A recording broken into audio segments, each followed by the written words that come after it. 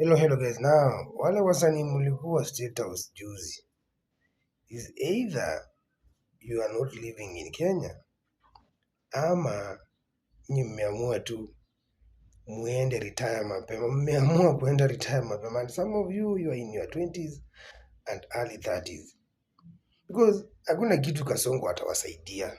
Kasongo is using you guys as a campaign strategy. You win for him ile vote ya vijana ya majenzi.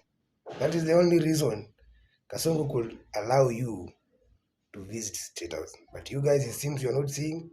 Ni mlienda tu hapo mkaamua kama mbaya mpewe kichele, maisha isonge mbele. But your careers are going to die very soon. Unless muombe wa Kenya msamaha, maybe tunaweza kuangalia na jicho la pili.